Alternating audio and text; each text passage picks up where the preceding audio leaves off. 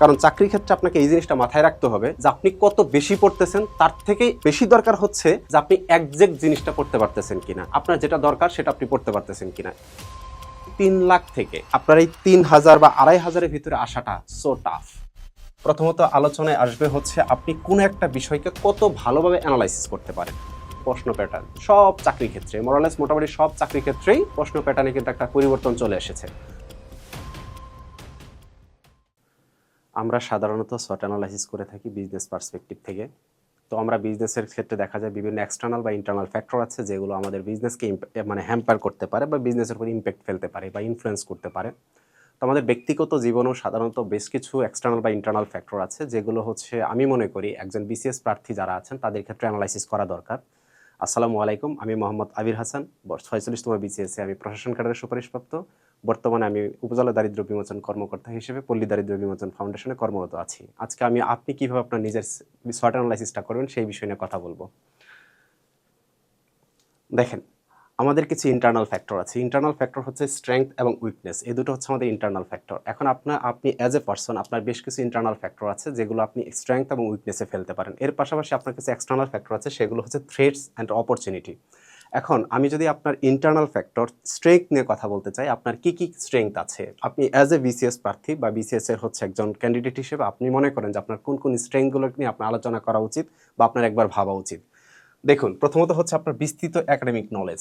আমরা যারা পড়াশোনা করে আসছি এখন পর্যন্ত, আমাদের একদম আপনি যদি মনে করেন আপনার সেই বাল্যকাল থেকে শুরু করে আপনার গ্র্যাজুয়েশন পর্যন্ত পুরোটা সময় জুড়ে আপনি নানান ধরনের পড়াশোনা করেছেন। এর ভিতরে আপনার বেশ কিছু কমন সাবজেক্ট ছিল, সেগুলো হতে পারে বাংলা, হতে পারে ইংরেজি, হতে পারে ম্যাথ, সায়েন্স। এই রিলেটেড যে সাবজেক্টগুলো পড়ে এসেছেন, আমাদের মোরালেস আমাদের বর্তমান যে বিসিএস সিলেবাস সেখানে এই জিনিসগুলো থেকে আপনি অনেক কিছুই পেয়ে যাবেন।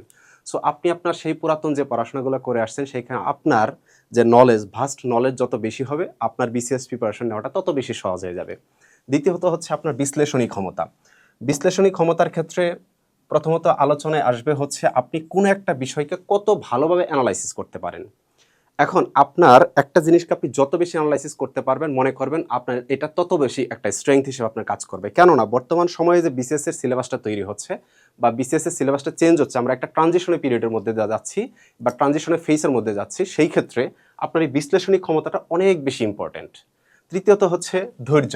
বিসিএস জার্নিটা হচ্ছে একটা আনসার্টেন জার্নি, এটা আমরা সবাই জানি। এই জার্নিতে আপনাকে নানান ধরনের হতাশা আপনার ভিতরে কাজ করতে পারে এবং আপনাকে দীর্ঘ সময় ধরে আপনাকে প্রিপারেশন নিতে হতে পারে, আপনাকে পড়াশোনা করতে হতে পারে লং টাইম ধরে।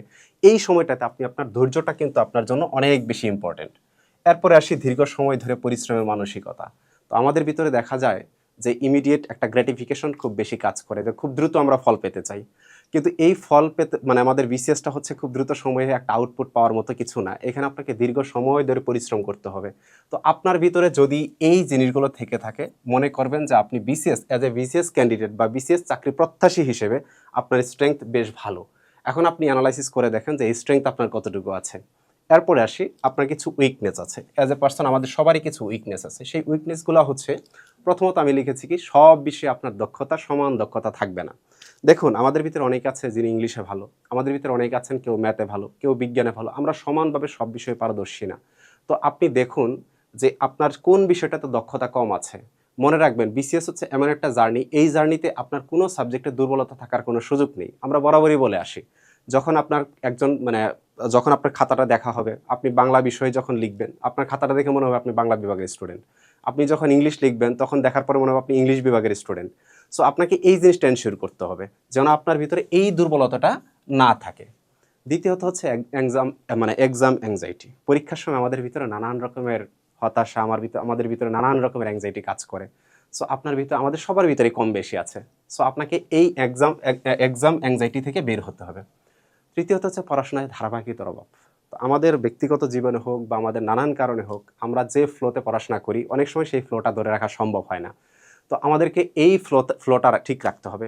আপনাকে দৈনিক 14 ঘন্টা 15 ঘন্টা পড়তে হবে এরকম কোনো প্রয়োজনীয়তা নেই, বা 14-15 ঘন্টা আদৌ পড়া সম্ভব কিনা আমি জানি না। বাট আপনি রেগুলার বেসিসে একটা নির্দিষ্ট সময় পর্যন্ত আপনি পড়াশোনা করুন। হতে পারে সেটা 5 থেকে 6 ঘন্টা, হতে পারে সেটা 7 থেকে 8 ঘন্টা। আপনি এই যে 7 থেকে 8 ঘন্টা বা 5 থেকে 6 ঘন্টা আপনি যেটাই পড়ুন না কেন, এটা আপনি কন্টিনিউয়াসলি করে যান, যেন এটা ব্রেক না হয়ে যায়।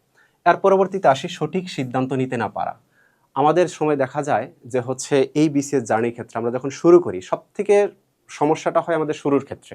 তো শুরুতে দেখা যায় কি যে আমরা শুরু করব কিভাবে, কোথা থেকে শুরু করব বা কিভাবে শুরু করলে ভালো হয়, এই যে একটা সিদ্ধান্তহীনতা আমরা ভুগতে থাকি। তার মানে কি রাইট টাইম আমরা রাইট ডিসিশনটা নিতে পারি না। তো আমাদের এই যে সমস্যাটা, সঠিক সিদ্ধান্ত নিতে না পারার যে প্রবলেমটা, এই প্রবলেম থেকে আমাদের বের হয়ে আসতে হবে। এটার জন্য আমরা কি করতে পারি, আমাদের নানান অপরচুনিটি আছে। আমরা সেই সোর্সগুলো যদি ইউজ করি, আমরা কিন্তু খুব সহজেই এই সঠিক সিদ্ধান্তটা আমরা সঠিক সময়ে নিতে পারবো। এরপরে আসে আমাদের অপরচুনিটি। তো দেখেন, আমাদের এখন কি হয়ে গেছে, প্রচুর পরিমাণে অনলাইন অফলাইন প্ল্যাটফর্মস আছে, আপনি সেগুলোর সাথে ইনভলভ হন। যেহেতু আমরা একাডেমিক পড়াশোনা করে আসি ছোট থেকে একদম ভার্সিটি লেভেল পর্যন্ত, সেটা আমাদের আসলে জব লাইফের ক্ষেত্রে খুব বেশি যে একটা রিলেটেড হয় এরকম না। যার কারণে দেখা যায় কি আমাদের মানে একজন অ্যাজ এ মেন্টর হিসেবে এই অনলাইন প্ল্যাটফর্মগুলো কিন্তু আপনার কাজে আসতে পারে। এই যে মাত্রই বললাম যে আপনার সিদ্ধান্ত নেওয়ার ক্ষেত্রে বা আপনার প্রিপারেশনটা সঠিক ওয়েতে আগাচ্ছেন কিনা, প্রিপারেশন নিতে পারতেছেন কিনা, সেই জিনিসগুলো এনশিওর করার জন্য এই প্ল্যাটফর্মগুলো কিন্তু আপনার খুবই ইফেক্টিভ একটা টুল হতে পারে। দ্বিতীয়ত হচ্ছে আপনার মেন্টরের অ্যাভেলেবিলিটি। আপনি যদি দেখেন এখন আপনাকে একজন নির্দিষ্ট টিচারের কাছে গিয়ে বসে, আমরা যেমন ছোটোবেলা থেকে মানে টিউশন করে আসতাম বা প্রাইভেট পড়তাম, এই জিনিসটার আর দরকার নেই। আপনার এখন প্রচুর পরিমাণে আপনি মেন্টর পাবেন। আপনার কাছে অনেক যারা বিগত সময়ে বিভিন্ন চাকরি পরীক্ষায় যারা সফল হয়েছেন, তাদের সাথে আপনি কথা বলতে পারবেন। কথা বলে কিন্তু তাদের কাছ থেকে আপনি খুব ইজিলি আপনার আসলে কি ওয়েতে আগানো উচিত সেই তথ্যটা বা সেই ধরনের ইনফরমেশন আপনি কিন্তু পেয়ে যেতে পারেন। এরপর হচ্ছে আমাদের বর্তমান সময়ে বাজারে যে বইগুলো আছে, সবগুলো বই কিন্তু দেখবেন যে আহামরি যে গোছানো এরকম বলা যাবে না।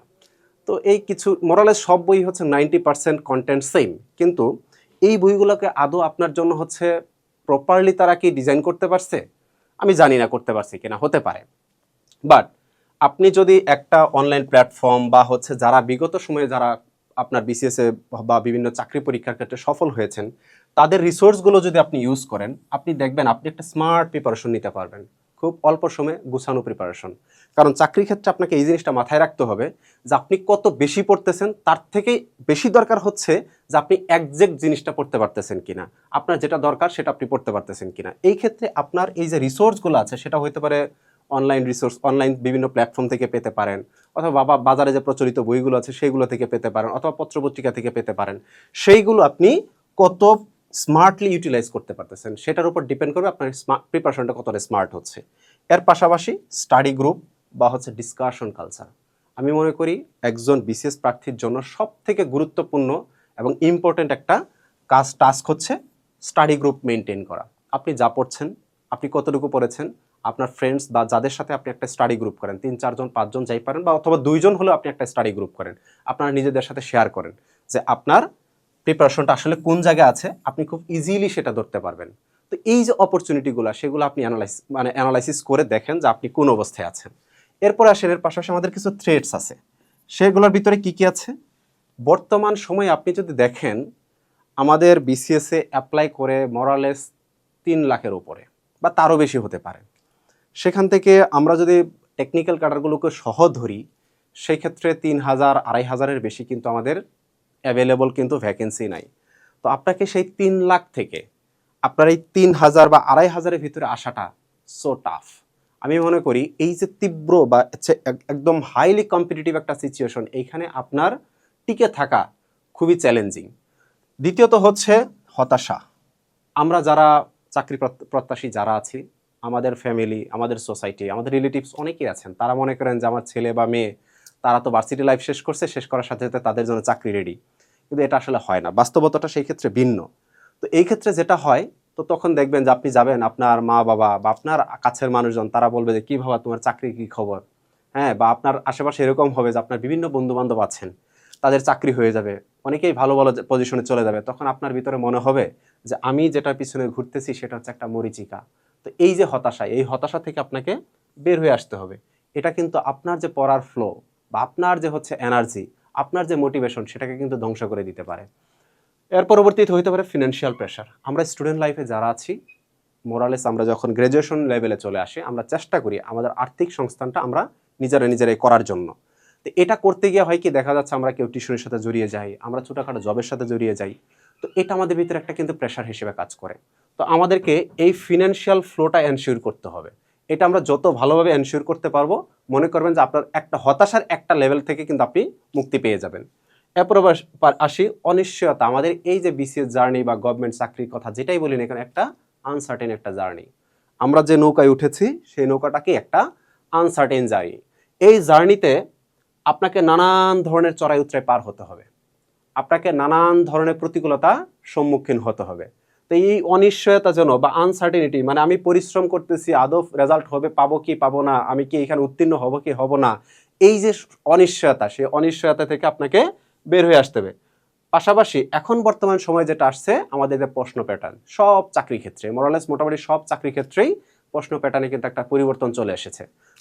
মনে হতে পারে যে আহামরি কোনো তো পরিবর্তন হয় নাই, আমাদের মার্কস ডিস্ট্রিবিউশনের ক্ষেত্রে পরিবর্তন হয় নাই, সাবজেক্টও কোনো পরিবর্তন হয় নাই, কিন্তু প্রশ্নের প্যাটার্ন যদি আপনারা দেখেন, সেটা ব্যাংক হোক বা অন্য যে কোনো চাকরি, বিসিএস থেকে শুরু করে সকল চাকরি ক্ষেত্রে এই যে প্রশ্নের প্যাটার্নটা, এটা কিন্তু চেঞ্জ হয়ে গেছে। তাহলে আপনাকে কিন্তু স্মার্টলি এই পরিবর্তিত যে কোনো সিচুয়েশন যেইটাই আসুক না কেন, যেই চেঞ্জ হচ্ছে, এটার সাথে আপনাকে মানায় নিতে হবে। আপনি যত দ্রুত এটার সাথে মানায় নিতে পারবেন, মনে করবেন আপনার এখানে সাকসেসফুল হওয়ার সম্ভাবনা তত বেশি।